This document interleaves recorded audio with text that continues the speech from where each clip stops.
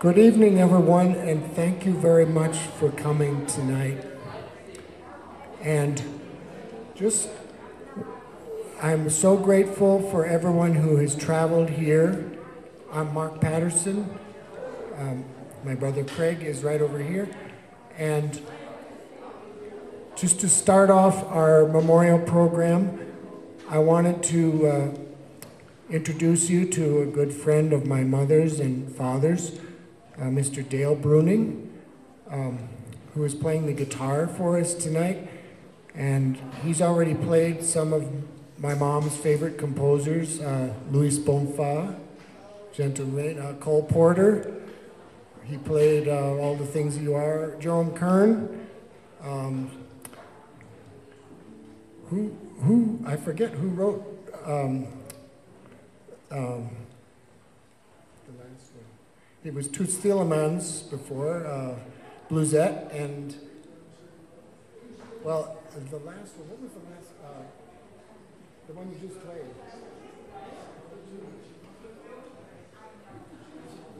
No, the one you just played, what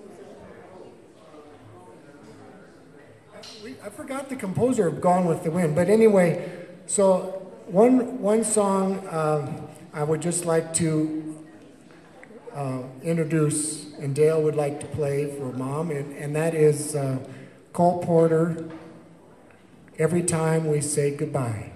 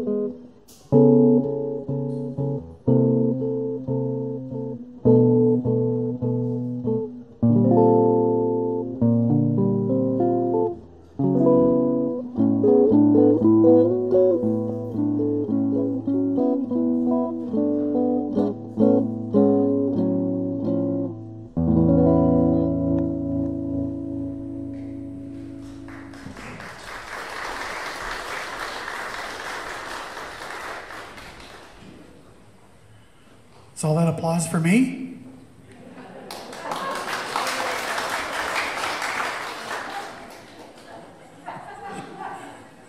Thank you, and thank you, Dale. I got a little caught up in conversation with some people, so I'm not sure if Mark had mentioned this or not, but Dale has been a friend of our family for so long, and both my dad and Mark have played in so many groups with him that he also played for my dad's memorial 32 years ago. So I have told him to save the date for my memorial and Mark's memorial. I'm not sure how that'll work out, but we'll see. I just have a few words to say about my mom before we move on to other people. I've been told that I should speak extemporaneously, but if I don't write this down, I'll never be able to get through it. Even that comment I've written down. Even that comment I've written down. So sorry for that, but I was wondering where the best place was to start. I think the best place is from my earliest memory, which is of a man and a woman who were willing to throw away everything they knew in order to raise 2 sons in the mountains of Colorado, far away from the farms of the Midwest, far away from family, and far away from the military. It was between Idaho Springs and Evergreen when they came to Colorado, right after I was born, and Ochsner was kind enough to give my parents a wonderful deal on 6 of the most beautiful acres ever created. In a house of my father's design, Mark and I were brought up in what both of us have now realized was the most ideal place we could have imagined. A town filled with friendly and accepting people showed us what life in a small Colorado mountain town was like. I'm so grateful that they ended up choosing Evergreen. While my father was the guidepost and example, Tommy was definitely the caring, understanding mother that most families only dream of. She was the undisputed tennis champion of the Patterson family until Mark turned 14. Then those days were gone. It didn't matter what we wanted to do, what we wanted to be. She was behind us no matter what. There was no mold to push us into, only examples, only possibilities.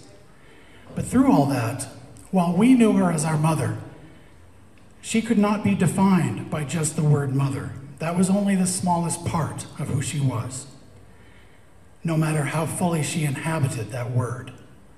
She was a powerhouse in the mountain community, working on the committee to elect Luann Hazelrig to the Jeffco Board of Education in 1977, the first woman ever to hold that post. She was a charter member of the Jefferson County Historical Society. I don't even know what year that was, but it had to have been earlier than 1974. She would continue to volunteer for them the entire time she lived in Evergreen, a span which lasted over 50 years. She would also volunteer for recycling programs in Evergreen, often giving people instructions on the best ways to recycle as they dropped items off. She was an unstoppable force of nature, as I'm sure many of you have experienced. During those 50 years, for example, she kept meticulous records of snowfall at the house, logging every day of every storm, along with power and gas usage every month for 50 years. I still have all of those sheets. A secret that went unknown for many years and may still be unknown if I hadn't secreted it into her obituary is that she graded my father's papers for his English classes. Mark is shushing me. There may be legal consequences later, I'm not sure. But this wasn't something that she helped with. She graded the vast majority of everyone's papers for the better part of 20 years. Anyone who had my dad for English class was graded and made better by Tommy. My dad had a reputation, deservedly, as a towering intellect, but Tommy was every bit his equal and showed it every day, but never lorded it over anyone, never bragged about it. She just lived it. But even that wasn't nearly enough for her. While all this was going on, she also attended hundreds of county planning commission meetings, at one point causing my dad to say, "Why do you keep going to those things? Nothing ever gets done." Her reply, "Exactly." She never believed that you couldn't stop progress, because progress doesn't always mean buildings and concrete. And she set out to prove that sometimes progress just means fixing what you already have. If you wish Evergreen was larger, then she's to blame. But if you wish Evergreen was smaller, then you can thank her for doing what she could do to keep it in check. Another example, she spent 4 years on a project to remove the easements on extra roadways on the property that our house was on. She didn't want future owners of the property to be able to subdivide it, split it off, and build 10 or 12 new houses. The easements did ultimately get removed, and 5 years ago, we did have to sell the property. About a year later, the person who bought the property ran out of money, or maybe just wanted more money, we're not sure, and went to the county to get permission to subdivide and sell off the property in multiple parcels. He was denied.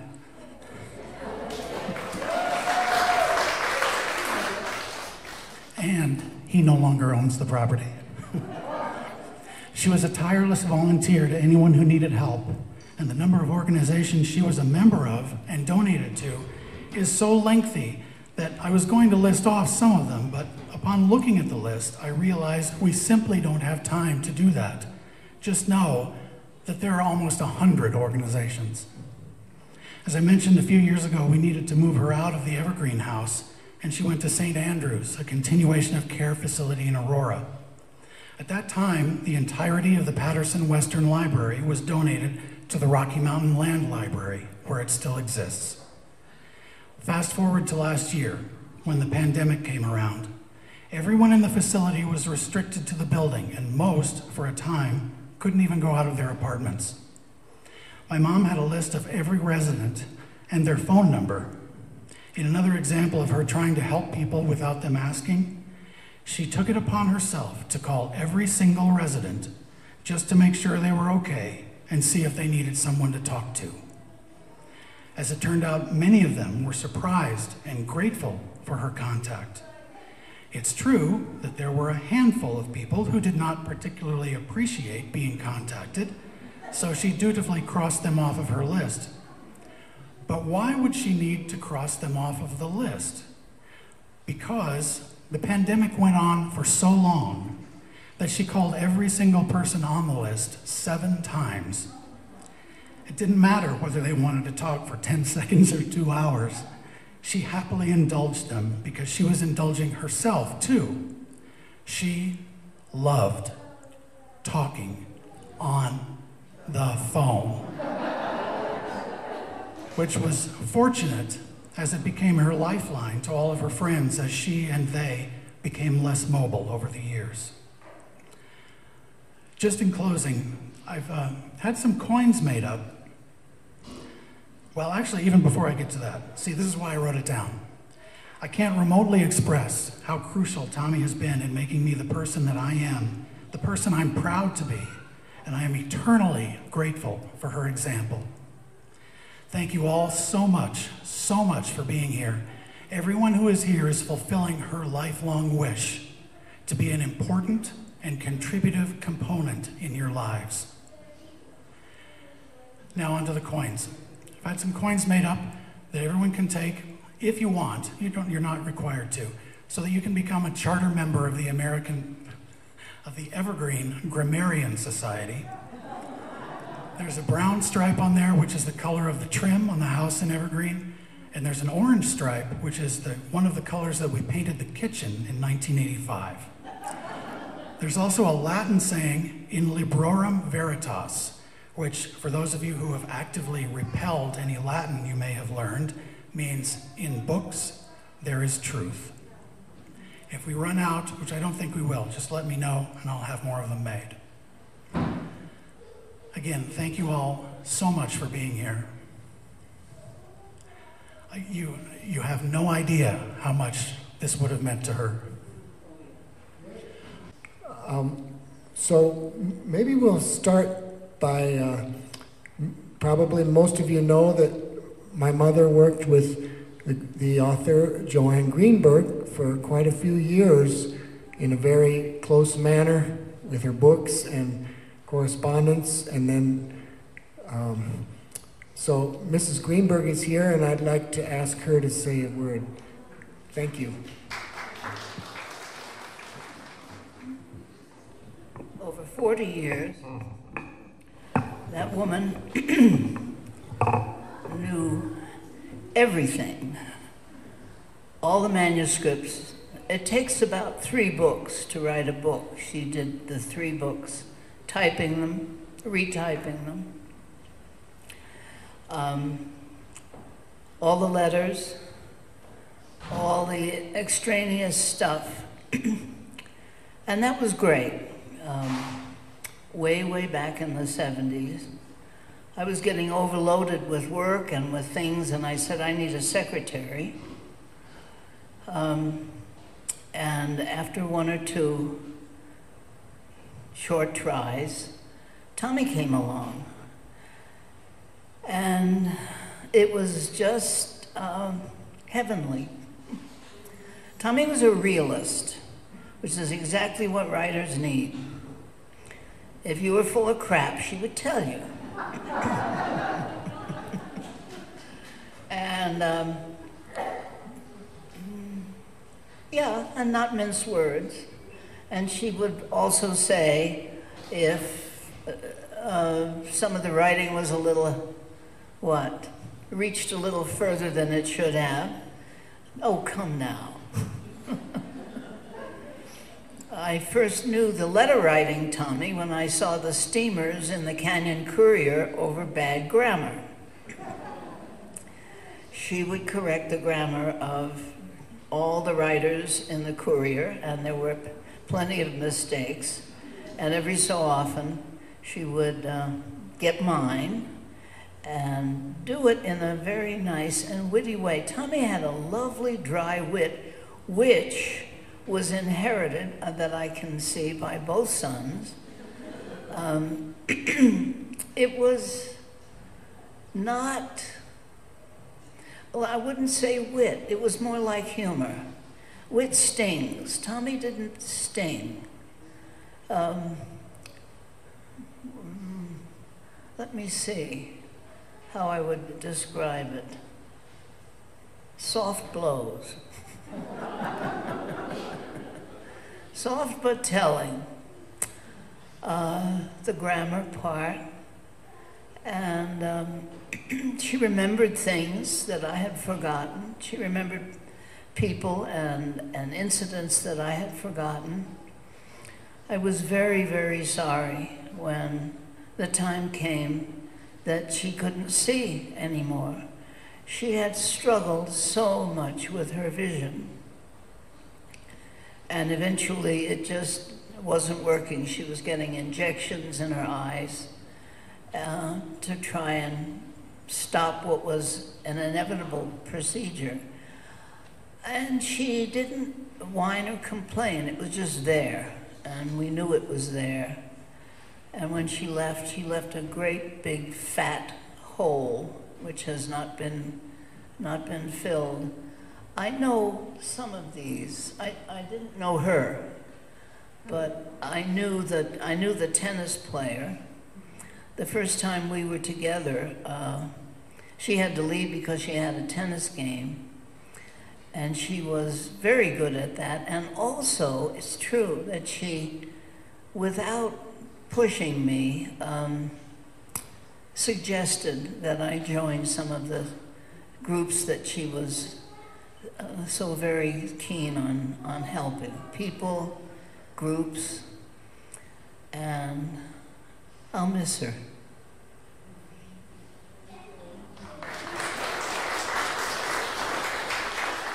So what was the years that she started with you? Was it 70?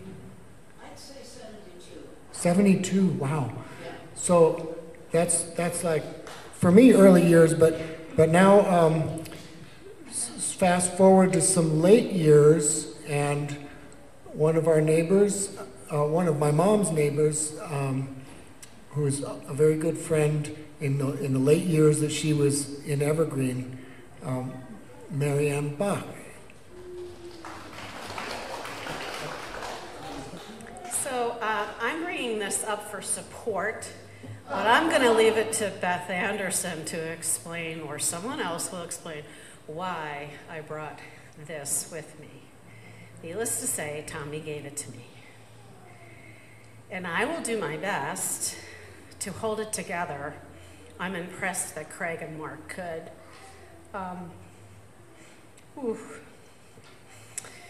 So I did also, Craig.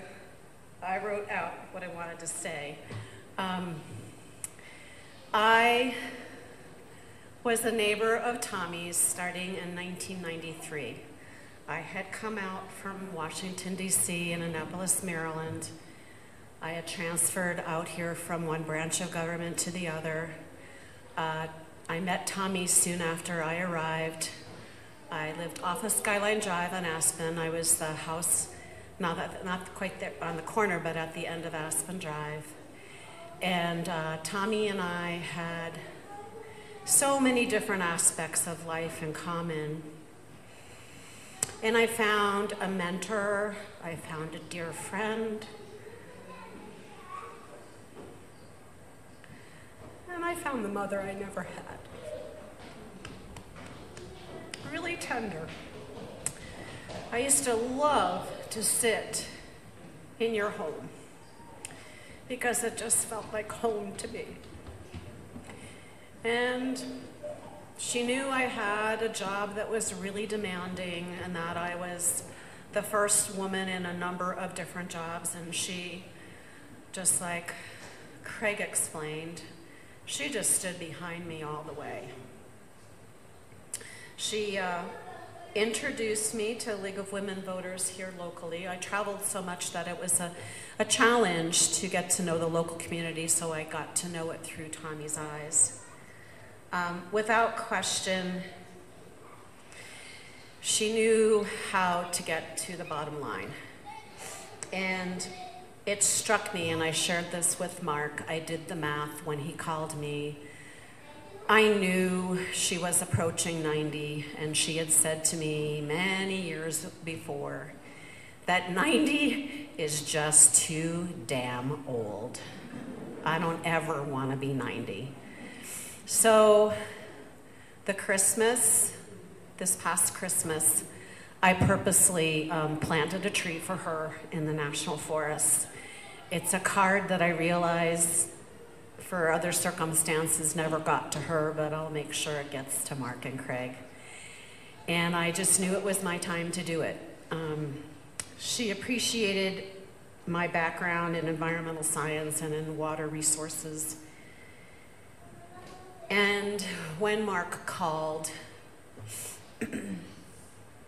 I sat there and did the math, and I thought, oh, you spunky little woman, you got your way. You are what, within 7 weeks of turning 90? And sure enough, 89, that was all she wanted. She was ready.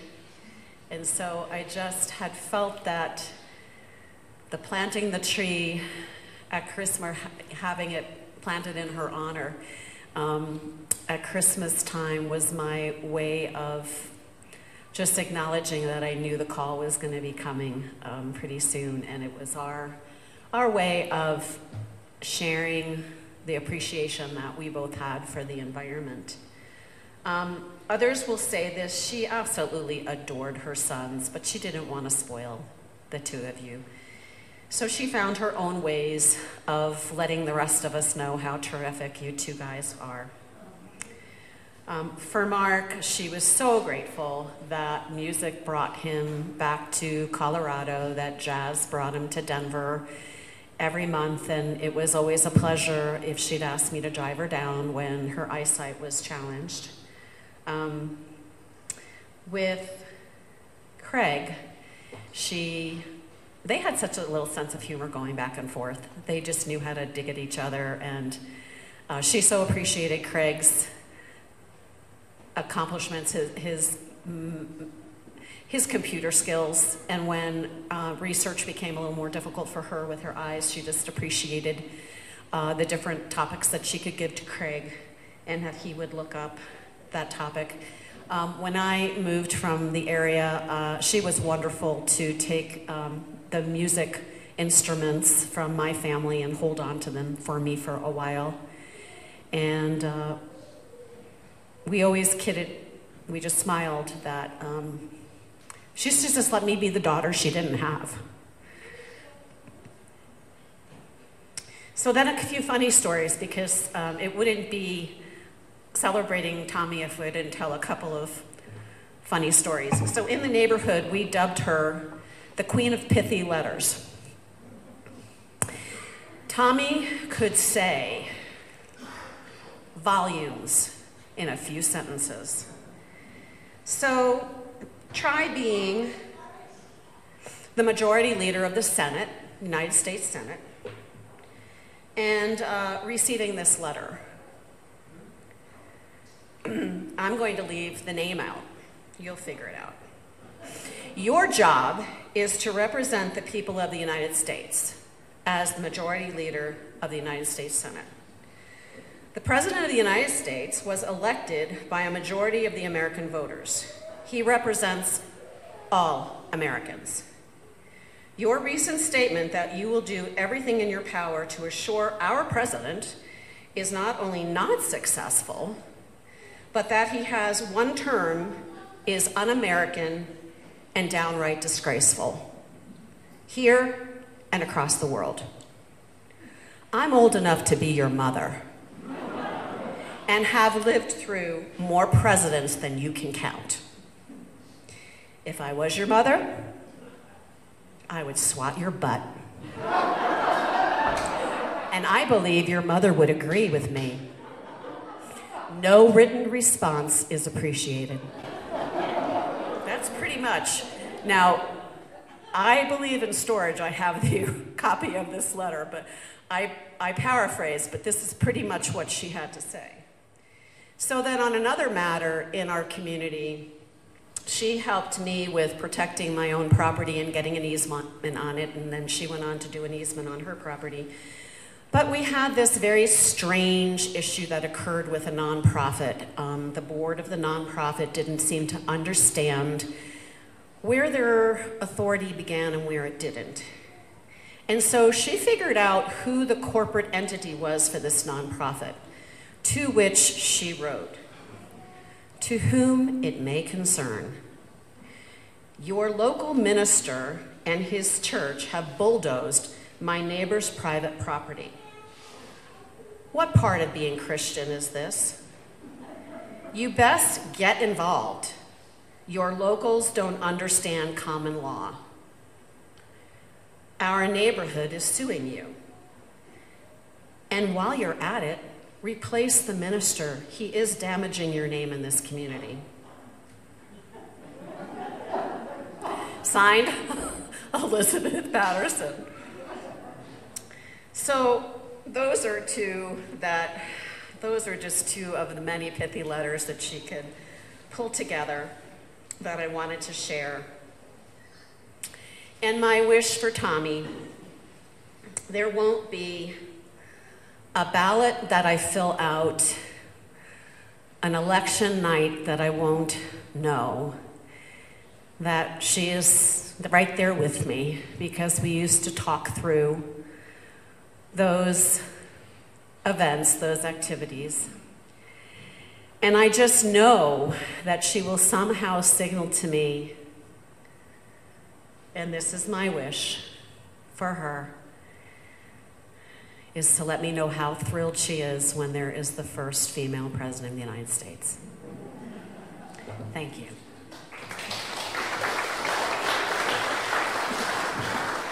So from the school committee, community, there's so many important people here. Bob Montgomery, Mrs. Younger, Mr. Preston. Okay, there will be more, but I want to just acknowledge all of the beautiful energy from the high school and all the love that you're sharing by being here. Thank you. And so there's a couple people who I think this is amazing. The book group that my mom was in, they even changed the name to Tommy's Book Group after she wasn't able to attend anymore. And there's a couple people that I would like to ask. So Kristin Anderson has known my mom through like a whole different worlds, and she has a little something to share.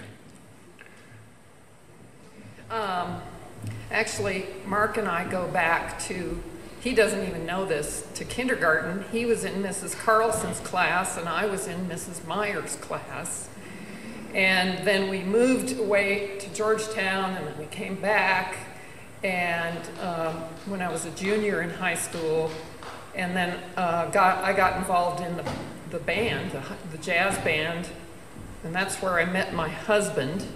And we're still married somehow. So I've known known the Pattersons for many decades, and one of the things that I think that always made us go together was it was humor.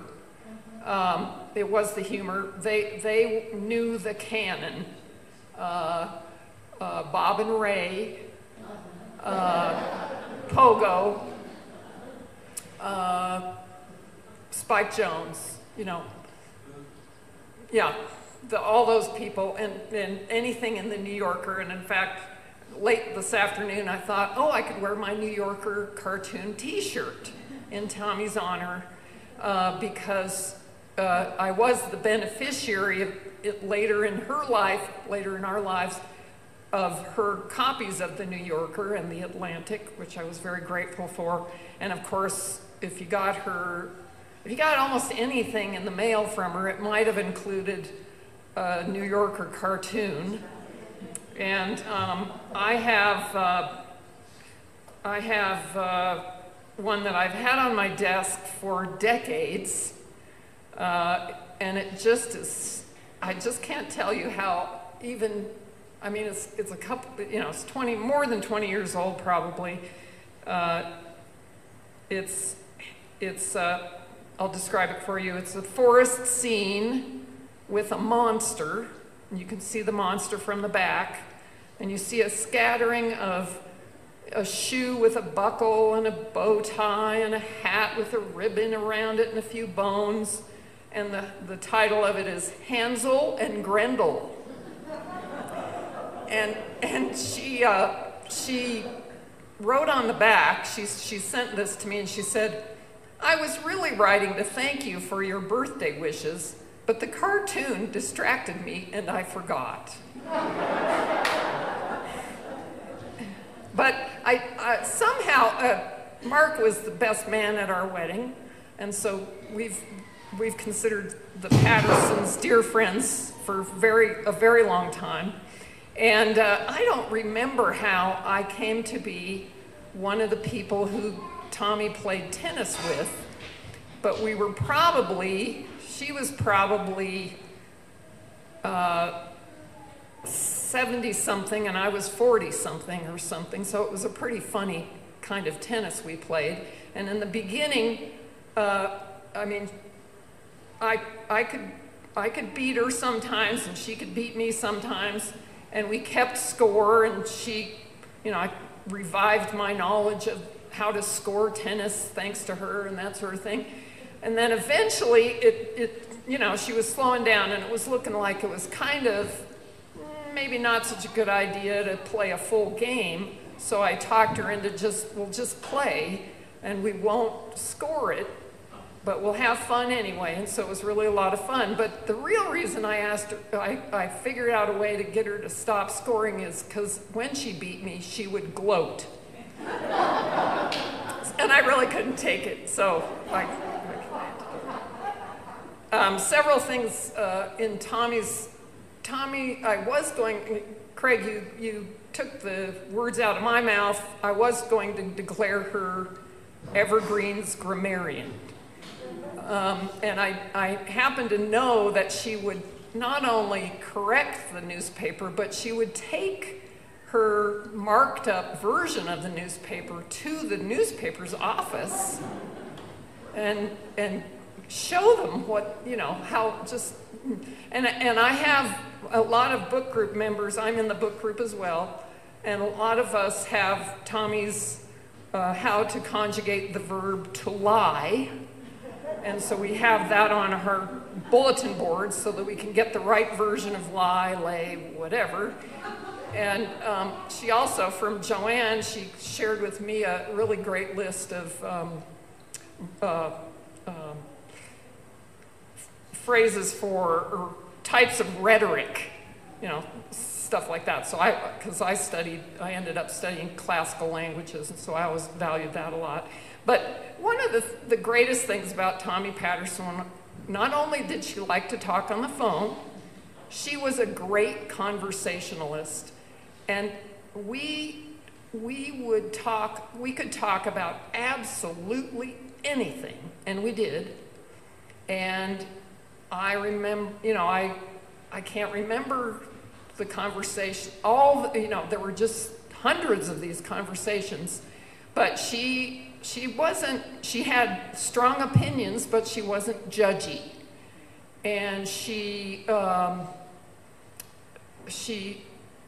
would, if she disagreed with me, she would entertain my point of view and really indulge my theorizing about history and politics and psychology and I don't know what all. And so we could just talk about anything. And she would also, she would ask an interesting question, and that's what a good conversationalist does is, they don't just talk, they engage you in a way where you can respond. And so when I was talking to her, I was a lot smarter. I got, there was something I got out of that process. And I had phone calls with her while I was silently working on the computer, and I had phone calls with her when Carl and I were driving through Kansas, and it was just, I would pretty much do whatever I could to take the call because it was going to be interesting. And so I got a lot out of that. And then, of course, she and Therese Wallstrom made sure and Kathy Keene made sure I got in the book group. And the book group has been a wonderful thing for me. I tell them, and I'm not insulting them, that I think of them as my grandmas. And because my grandmother and my mother both aspired to be writers and were great readers, and my grandmother was, as literary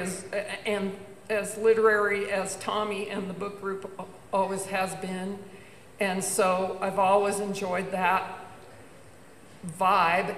And yeah, I agree with you. She was kind of, she never mothered you. She never mothered me, but she had a nice way of encouraging me, or as I say, asking the right questions so I could wax profoundly.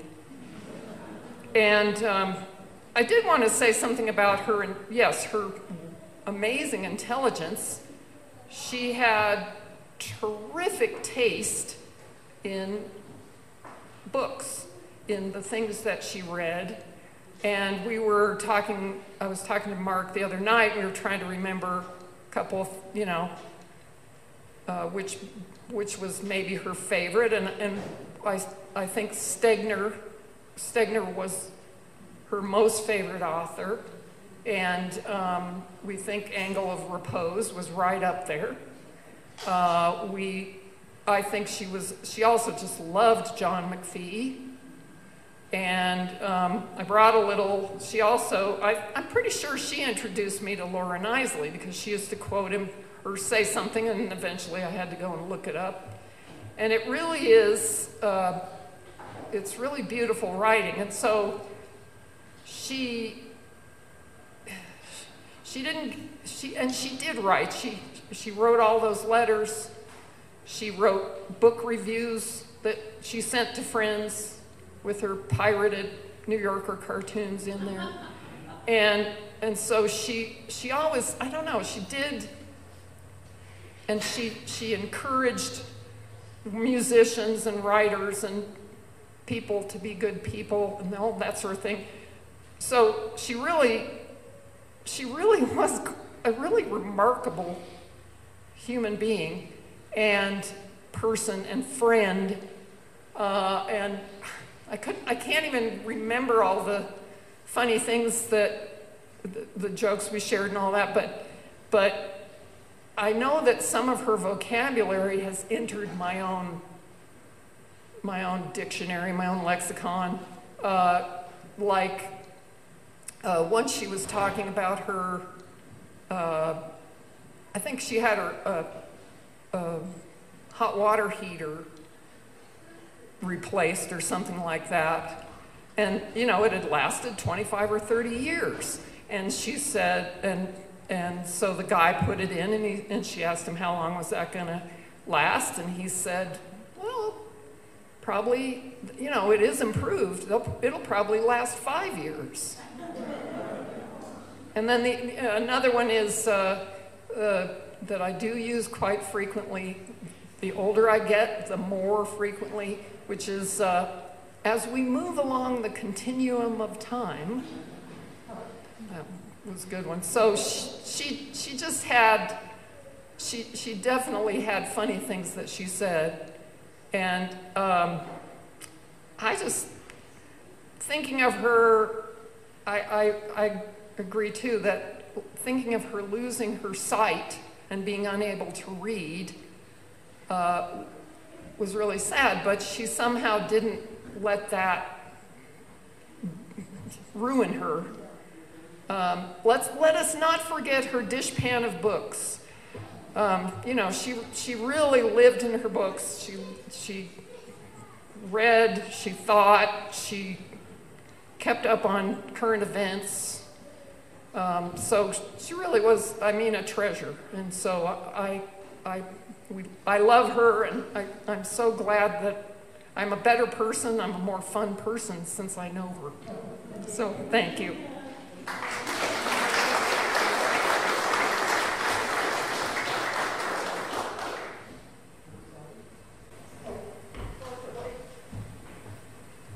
had a job to do, and I forgot. Sally from our book group, Sally Ochsner, would like to also say a few words. Most of what Kristen said is what I was hoping to say. Although she goes back much further with Tommy than I do, I'm kind of, as far as being a close associate of Tommy's, that's been only in the last 15 years or so. It has to do with the book group and also the exercise group that I was part of before that. I think that's where we started talking and talking and talking about everything in the world. And eventually she invited me to join the book group. And I found that to be a fantastic experience in every way. But especially because of Tommy. She led that group without seeming to lead it, really. She kept it together. She made sure everybody was coming, or if they weren't coming, she wanted to know that they were okay and that there was, you know, no thing that she should be concerned about that would keep them from the book group. But she made sure we got there is what she did. She did the same thing with the exercise group when I was in it before the book group. And she called herself the Bunny Mother. And she made sure that people got a call if there was a snowstorm or if anybody couldn't make it. She made sure everybody knew. She was the communicator, she was the organizer, and she led the roundup. And we all got there, and we all, in the book group and in the exercise group, found ourselves conversing about sometimes more than the subject of exercise or books. We especially had great conversations before and after these meetings because Tommy always had an issue she was championing or some kind of question she was curious about. And once she left the book group and moved to Aurora, I was very happy when several members wanted to name the book group, Tommy's book group. And I think that made her very happy too. And we stayed in touch with the phone, thank goodness for the telephone, and I think I got to know her better in the years that after she moved than I had at any previous time. I had known her since the 70s in Evergreen because I worked at the library for 5 years in the 70s, and Tommy was definitely a library person and a book person. But the main thing that I would like to point out to you today, I was feeling terribly sad in April after I heard the news that Tommy was gone. I couldn't believe that phone wasn't going to ring. I couldn't believe we weren't going to have some more of those hilarious talks about what was going on in Washington. She always made me laugh. And I was feeling very, very down. And we had a meeting of the book group just to remember Tommy in May. We hadn't been meeting all through the pandemic, but we had this special gathering, and I heard some wonderful stories. And Nikki Minert handed me some of those book reviews that Kristen was talking about with the New Yorker cartoons in them. And I started looking through those, and I realized Tommy's still talking to me. She is still, I can still hear her voice. And so I want you all to know that over here in the little basket on the table, I brought samples of her reviews. She started writing them in the 1973, I think, was the first year that we have in the collection. Craig made a complete copy for our book group, and it was delivered to me after Tommy moved, and I'm keeping track of all of them. There are, maybe, 400, 500 pages there of all these decades of books. And they're not just book group books. They're any book that interested her got in there. And it might have interested her especially because she hated it. And she lets you know. Her humor is there. Her very subtle commentary is there. And it's the way her mind worked and the way it was when you talked to her on the phone. So I thought you might all like to pick up one of those and browse through it at some point this evening and hear Tommy's voice again. It cheered me up no end. And I'm still going to be reading them. Thank you.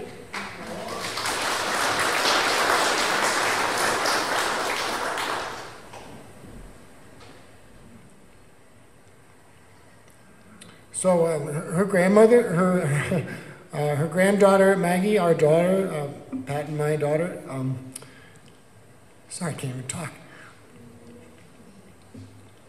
is in England and is unable to be here because of the pandemic. So she sent this. She always said that Grandma was her favorite person.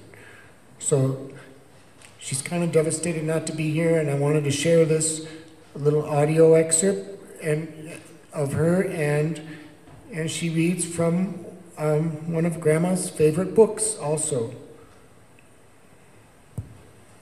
Grandma always marched to the beat of her own drummer, and this is one of the things that made her special. I would guess that the local paper probably had some sort of alarm that went off when one of her corrections arrived. The first time she met Anthony, we had lunch at St. Andrew's. It was Taco Tuesday, so he ordered the special. Her remark on this was, "I see you are following the regime." That was just funny, but her lack of filter applied also to her very strict moral code, and I received many letters over the last 4 years airing her grievances with the man that she called Mr. Orange. Her ability to always speak her mind and still be beloved by all because of her good heart and excellent sense of humor was one of my favorite things about her. I'm sure that we will all miss her opinions. Grandma had the excellent quality of genuinely caring for others. If you had a problem, she wanted to help solve it. If she thought that you might be lonely, she would call you, even if you were one of hundreds of people she wanted to check in on. If you loved a book, she would read it so she could talk about it with you. If you moved to England, she would send you every mention of the UK in the Denver Post for years. We had a family joke around the word rebarbative, which you can look up if that word is new. But what made the joke so funny is that under her saltiest jokes, there was always the kindest heart that a person could have. For the last 30 years, following my grandfather's passing, Grandma had a recurring dream of being at a train station. At the station was a beautiful steam train. In the dream, she was always on the platform and the train would suddenly start to pull away. Then she would look up and see that Dick was on board the train. She would run and run to try to catch up, but it was too fast. Although losing her has been extremely difficult, knowing she finally caught up to that train might be a small comfort for those of us still on the platform. Now I'd like to read from her favorite book, The Little Prince.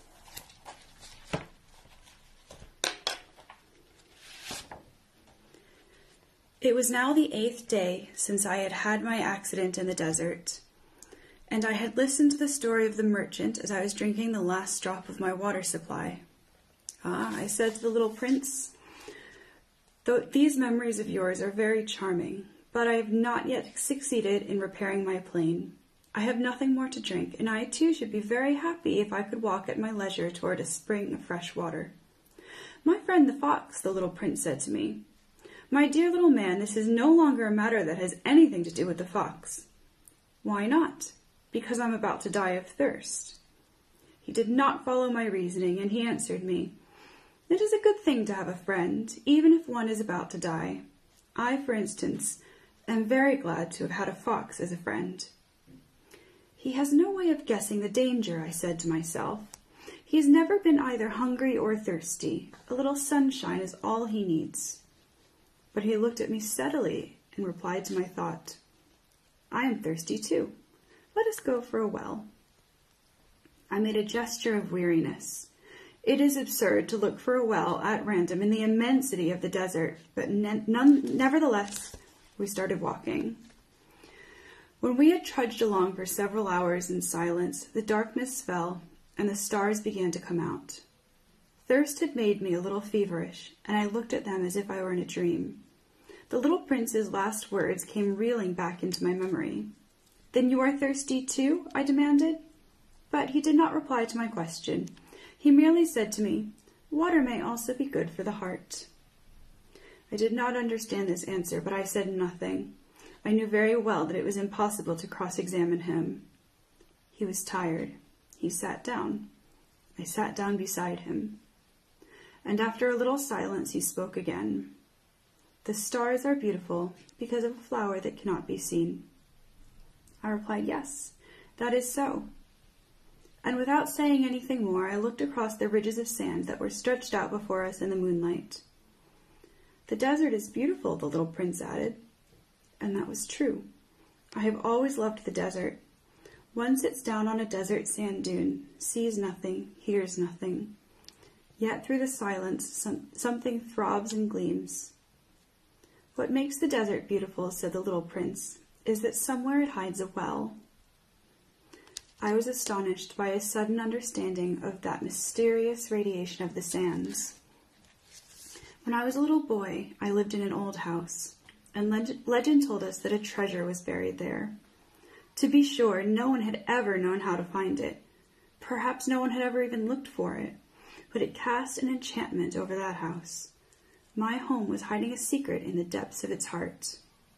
"Yes," I said to the little prince. "The house, the stars, the desert, what gives them their beauty is something that is invisible." "I am glad," he said, "that you agree with my fox." As the little prince dropped off to sleep, I took him in my arms and set out walking once more. I felt deeply moved and stirred.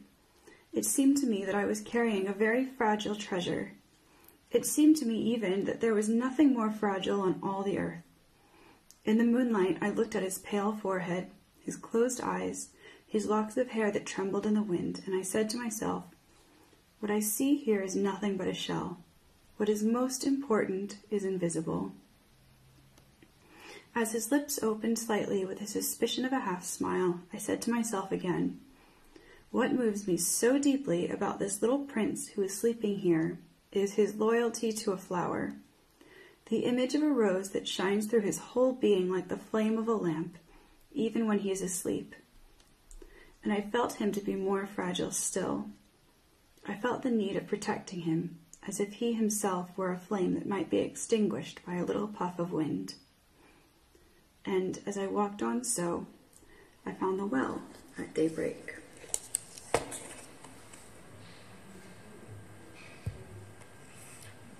So there is one other person. I'm just. It's probably lucky that I don't know. Maggie spoke so well. It's hard right now to speak. I know Craig. I don't know how you did it, but they shared so many beautiful things. I just wanted to tell you that my mom endured a lot of my practicing, and Craig was very charitable as well. I remember sometimes it's not fair. It's like, Do we have to listen to the trombone all day? Anyway, but my mother made it into sort of a game show, and so we would play Name That Tune, and she tended to go with the first lyric, though, so I wanted to play, if I can get through it, the song that she called Sometimes I Wonder Why. I think you might recognize a different time. And while I'm playing, if you remember a word you'd like to say, then while I'm playing, then alert me. And then Craig has a word from someone who wasn't able to be here. So thank you.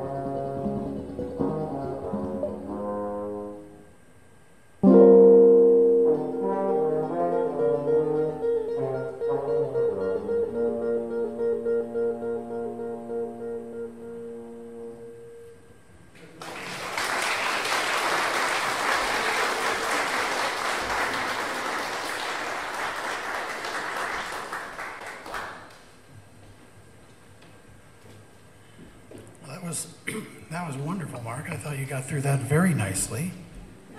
And I thought Maggie had some wonderful things to say, which I am going to try to forget for a while so that I can get through the next episode. One person who couldn't be here this evening is Marion Anderson, a good friend of my mother's for many, many, many years. And she wanted to, but of course, as with so many of us, there are some health issues involved, but she really wanted to be here. So she did send me something that I'd like to quickly read for you. Tommy. Tommy was my first friend in Colorado. Her mother and my mother-in-law were acquainted through a charitable organization in my hometown in Illinois. She gave Tom the word that we were new to living in the Evergreen area and Tommy should call me. She called me the week after we arrived, and that is the beginning of over 56 years of friendship. That was the summer of 1965. We had many things in common, including knowledge and proficiency in the arts of shorthand and typing. We both worked at various times as secretaries and assistants and as general managers of the family business. She told me that Dale had taught senior English at Carl Sandburg High School, which I attended. He was not one of my teachers because he left after my freshman year there, but there is a photo of Dale and Tommy in my 1957 yearbook from their attendance at the 56 senior prom at Southmore Country Club located across from the school. We shared many interests, from the arts to the community. We both enjoyed theater and attended performances at the DCPA as well as Germinal Stage Denver, an avant-garde theater that certainly stimulated conversation. We attended concerts at the Denver, now Colorado, Symphony and elsewhere. We went to Boulder for the Shakespeare Festival and did various other cultural things together. We enjoyed outings and just being together. We were sisters of the heart. We were also involved in community affairs, looking to make things better both now and in the future. She introduced me to the League of Women Voters and to other organizations that led to outcomes like saving Elk Meadow and other conservation and improvement projects. We were bibliophiles and loved to read fine literature, and we loved books in general. The feel of a book in one's hand, the well-written work, and the message were important to us. We spent many hours discussing these things. She was a stickler about English grammar, le bon mot, as well as the right punctuation. Tommy loved chocolate and fudge, tuna sandwiches, and long telephone calls. We consumed many cups of coffee and tuna sandwiches at her kitchen counter and shared many points of view over these delightful years. When her mother, Ann Milton, visited Colorado, we had delightful lunches together and happy hours of laughter and sparkling wit. It was always a pleasure to be with Tom. I moved from Evergreen to Fall River Road west of Idaho Springs in 1970. The phone calls at that time were toll calls. Everything was a toll call from Evergreen in the late 60s and early 70s. But we spent the extra nickels and had many conversations about babies, I was a new mother, as well as the latest local events. I was now involved locally in my community, Fall River and Clear Creek County. She was involved in Evergreen and Jefferson County. Our joint community ventures soon ended, but our friendship went on for all these years. Phone calls, birthday and Christmas greetings, personal visits, lunches, special events. Her quick wit and charm and dedication to her family, Dick, Mark, Pat and Margaret, Craig and Jamie, all were part of my experience with her and provide warm and loving memories of a caring and dedicated friend. I miss you, Tom. May you rest in peace. Thank you, Marianne, for that. Andrew Milton is here from California. He flew out. I'm sorry. Well, I think he's from California. He's from Tacoma, Washington. And these are my cousins, Andrew and Margaret. And Margaret lives in Littleton. Andrew lives in Tacoma. Thank you for being here. My pleasure. I asked Margaret to come up because I couldn't make it through speaking about my father.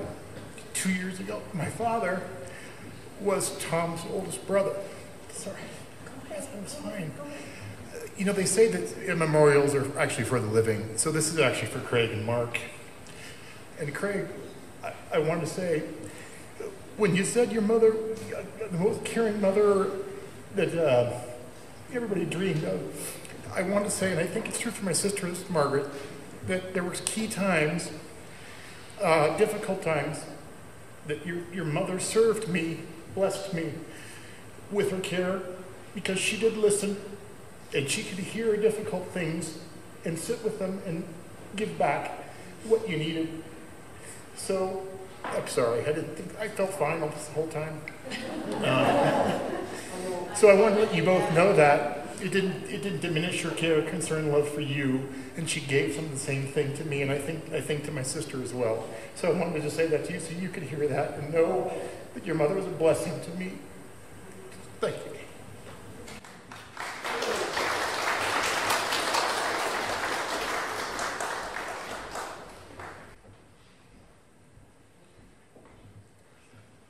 There's, well, as I mentioned, there's some beautiful energy here from the history of music in Evergreen and elsewhere.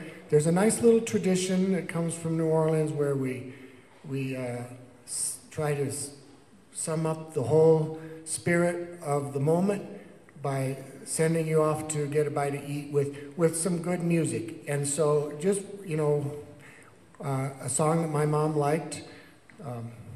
So there's a few musicians here, and I'd just like to invite any of them to join who would like to, and we're going to play a short version of a piece. Now, Greg Gisbert is here. I remember one story about that Greg always reminds me of.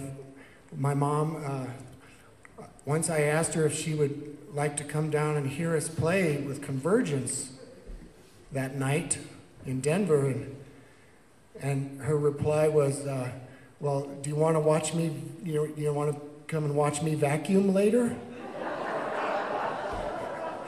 So Greg's nickname for my mom was Modern Mom, because anyway, we love Greg's memories. So Paul Romaine is here, and we all have a long history of love and sharing. And I see Bob Montgomery is here. I remember Bob staying at our house sometimes, and the music we listened to was quite a thing to behold. So this is just on the sunny side of the street for Mom.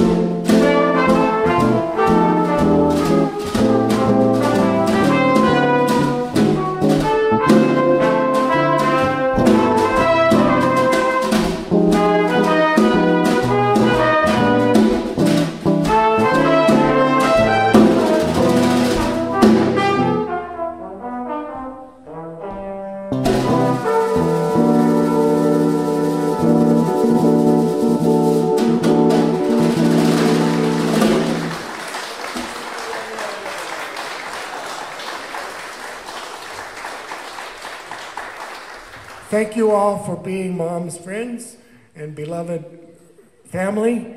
And thank you very much for being here. And please have some good food and keep sharing.